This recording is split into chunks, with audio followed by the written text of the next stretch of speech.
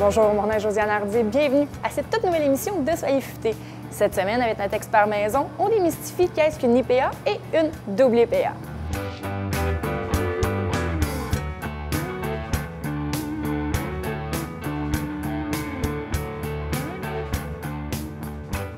Et là, Martin, ceux qui ont écouté la dernière émission savent que j'ai parlé des IPA, mais j'étais peut-être un peu trop rapide. Mais là, c'est l'heure. Qu'est-ce qu'une IPA?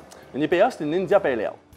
Qu'est-ce qu'une India Pale Ale? Une India Pale Ale, c'est que dans le temps, les Anglais essayaient de coloniser un peu partout sur la planète. Puis il y avait des colonies en Inde. Puis quand ils envoyaient de la bière là-bas, la bière se gâtait, la bière ne restait pas fraîche, elle s'oxydait. Donc, ce qu'ils ont fait, c'est qu'ils ont rajouté la teneur, ils ont augmenté la teneur en alcool, puis ils ont augmenté la teneur en houblon aussi. Ils ont mis plus de houblon.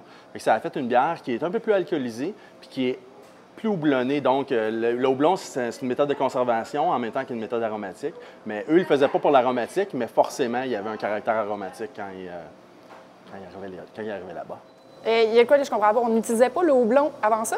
Bien, les Anglais ont été tard sur le houblon. Je pense que les premières bières avec du houblon ont été développées au 13e siècle.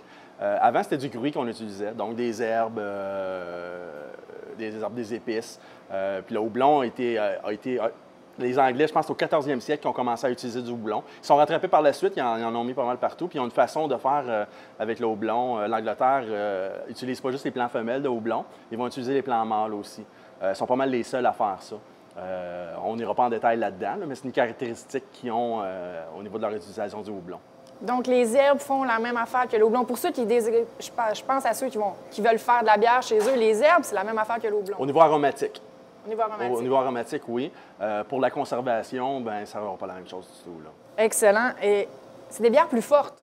C'est des bières plus fortes. Les India Pale Ale sont plus fortes, justement à cause il y a une utilisation de la céréale qui est différente, donc ils vont avoir plus de sucre qui vont être fermentés par les levures, donc une plus haute teneur en alcool. Puis le houblon est poussé, est étrangement poussé, là, on le remarque là, facilement. Pour ceux qui ont suivi les émissions un peu avant, tu parlais je trouve ça cool de dire ça, West Coast IPA. Oui. Ça donne du style de dire ça, mais c'est quoi au juste? West Coast IPA, c'est un courant américain. En fait, on parle de West Coast IPA puis East Coast IPA parce que c'est deux courants qui se rejoignent. C'est des bières qui ont... L'utilisation du houblon n'est pas faite de la même façon. L'utilisation du houblon dans une West Coast IPA est faite beaucoup plus de façon aromatique. Tu as deux étapes où tu peux mettre du houblon. Tu as une multitude d'étapes, mais tu as deux grandes étapes où tu peux le mettre quand tu fais une bière. Tu as au début, dans ton ébullition, quand tu bouilles ton mou, ça va amener une caractéristique amérisante à ton houblon. Donc, ton amertume du houblon vient de là. Puis, à la fin de ton bouillon, vers la fin du bouillon, bien là, c'est l'aromatique de ton houblon qui va sortir. Fait que c'est pas le caractère amérisant, c'est le caractère floral, résineux, fruité. Donc, houblon égale amertume. Houblon égale amertume et aromatique, tout dépendant quand est-ce que tu le mets dans ta fabrication de la bière. On peut faire une double IPA. On est IPA 5. Ouais. Double IPA. Bien, juste avant de tomber dans les double IPA, on voit des fois sur une bière, sur une bouteille, on va voir houblonnage à cru ou houblonnage à froid. Ça, c'est un coup, le bouillon il est fini, puis qu'ils vont réchauffer le mou pour éviter la prolifération des bactéries. Il va y avoir, après la première fermentation, il va y avoir un ajout de houblon dans les cuves de fermentation. Donc, c'est ça le houblonnage à cru. C'est que quand ta bière est froide, tu vas mettre du houblon dedans. Fait que là, tu vas avoir vraiment un caractère vraiment aromatique de ta bière qui va sortir. Tu as zéro amertume qui sort à ce moment-là. Donc, c'est vraiment toute la puissance du floral ou du fruité qui va sortir de ton houblon. J'aime ça parce que souvent, on revient sur des affaires, mais tu sais, on en apprend encore plus. Donc, si ça arrive encore, tu as d'autres idées comme ça, tu te gênes pas, tu me coupes, on revient. Là, mais je vais revenir au double IPA, justement. Oui. Qu'est-ce que c'est? Bien, c'est fantastique. En fait, c'est plus de tout. C'est une bière qui est lourdement plus forte en alcool puis qui est houblonnée dans le tapis. Donc, on a des caractères, on a une rondeur qui vient s'installer dans la bière. C'est plus liquoreux, mais en même temps, il y a une amertume aussi qui s'est installée. Donc, c'est comme si c'est une grosse dose d'IPA poussée à fond, là. C'est vraiment intéressant. Une grosse dose d'amour, mais là, je veux savoir, il y a du sucre, par exemple, dans une bière, une double IPA. Est-ce que ça a le double de sucre? Ça n'a pas le double de sucre, parce que le double, c'est pas dans le fond, double IPA, ça vient de IPA, qui est Imperial IPA. Quand on parle d'une bière impériale, c'est une bière qui est justement poussée sur l'alcool, poussée sur les notes de houblon. Donc, c'est IPA. Donc, vu qu'il y a deux I, bien, ils vont mettre double IPA. Excellent. Merci beaucoup, Martin. Merci beaucoup.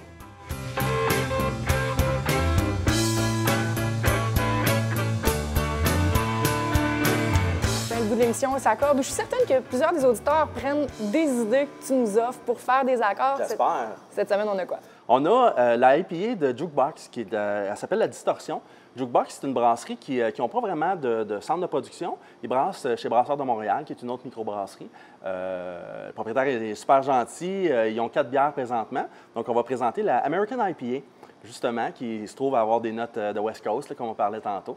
Avec ça, on va accorder un beau saucisson, le chorizo, qui est un chorizo épicé. Puis là, on va voir, c'est un accord de contraste. On va voir la puissance aromatique d'une bière avec le côté épicé d'un saucisson. Fait que là, il y a le gras, la viande, la bière qui va se mélanger. Là, j'ai hâte de voir qu'est-ce que tu vas me dire de ça. Donc, les autres accords qu'on avait, vraiment, les deux se mariaient bien, mais là, on est à l'extrême. On est à l'extrême, mais on ne sentira pas un extrême. Ce n'est pas 2 éléments qui vont se repousser. C'est juste 2 éléments qui ont des caractéristiques vraiment différentes. C'est pour ça qu'on parle de contraste. C'est pas comme 2 pôles d'un aimant. Là. Okay. Ils n'essaient pas de s'en aller de chaque bord, mais il y a quelque chose de spécial qui se passe quand même quand on accorde ces deux éléments-là. On va découvrir le spécial qui va se passer. C'est bon. En tout cas, le saucisson sent extrêmement bon, je tiens à le spécifier. Mais la bière aussi, tu vas voir, elle a une aromatique vraiment géniale. On recommence avec notre procédure habituelle. On va sentir la bière. On sent vraiment un côté floral, en fait, oral, agrumes. Je sens plus les agrumes. Peut-être mon nez va peut-être se développer au fil des émissions. C'est les agrumes. J'ai dit floral, mais c'est toi qui as raison. C'est les agrumes. Qu'est-ce qu'on sent comme agrumes? Pamplemousse. Pamplemousse, hein? Souvent c'est la note houblonnée qu'on va sentir le plus. On va goûter?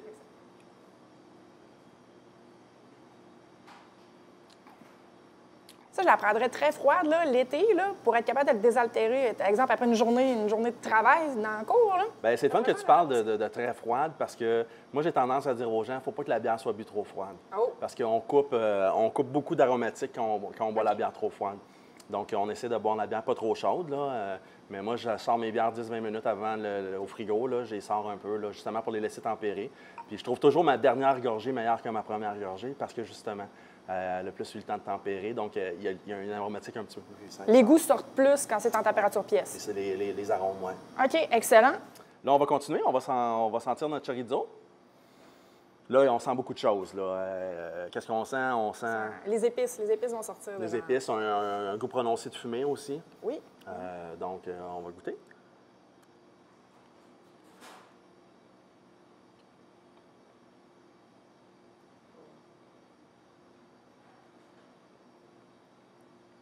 Là, on a un piquant qui s'installe. C'est là qu'on va aller rincer avec la bière là, pour donner quelque chose de vraiment intéressant.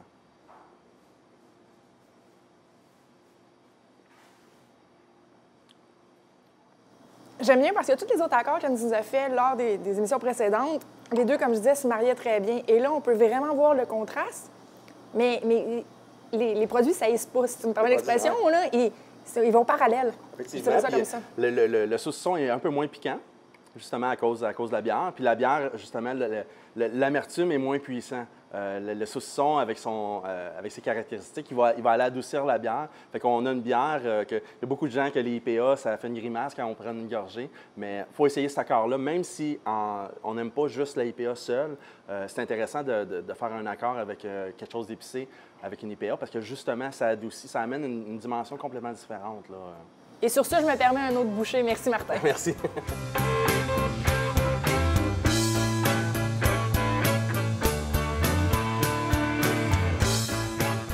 Nathalie nous a parlé des huiles la semaine passée. Et là, cette semaine, on a les vinaigres parce qu'il y a quand même encore plusieurs sortes. Nathalie, bonjour. Salut, ça va? Bien oui, ça va super bien. Et là, il y a quand même plusieurs sortes de vinaigres. Comment on fait pour se démêler?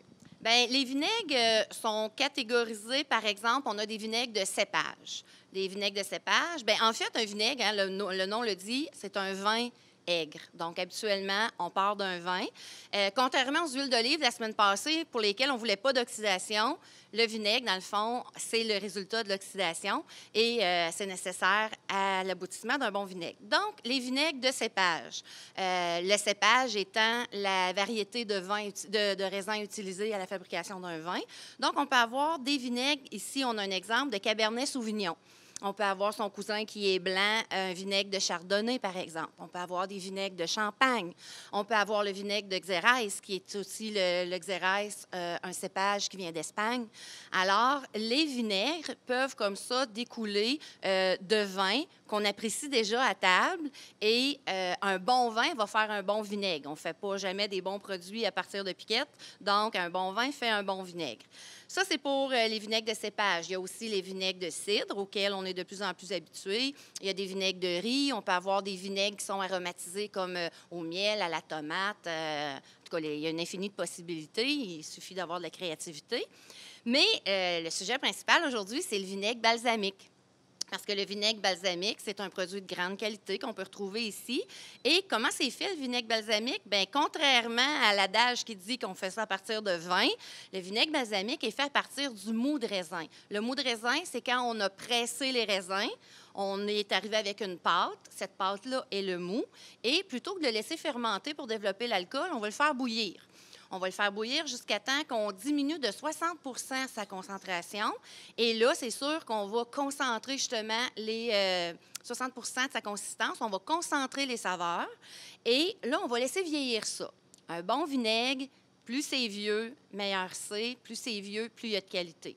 Donc, on va mettre ça dans une barrique de chêne, habituellement, et on va laisser vieillir. Quand on va arriver à peu près à 3 ans de vieillissement, on va commencer à embouteiller. Et là, on va commencer à avoir des vinaigres qui vont nous coûter moins cher, mais qui sont quand même de bonne qualité pour des balsamiques. Et plus on va laisser vieillir, plus il va y avoir de l'évaporation.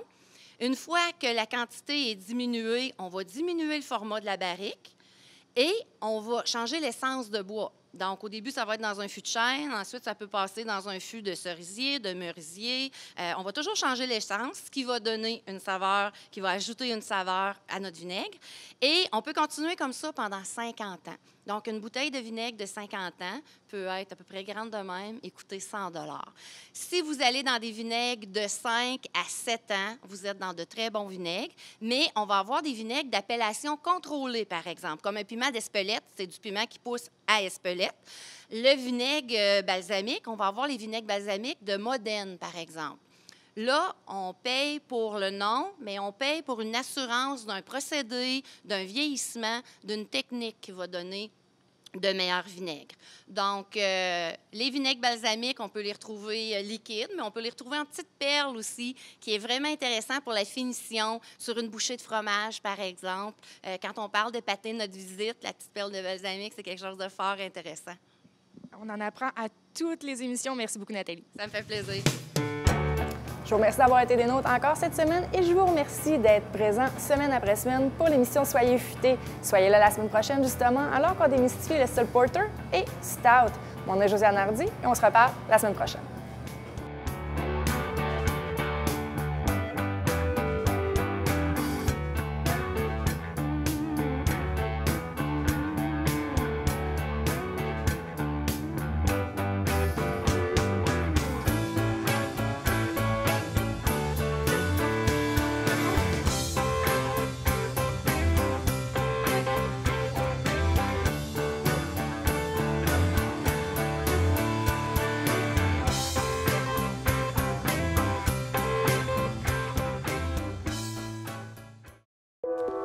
La première fois que je l'ai fait, je venais d'avoir 18 ans.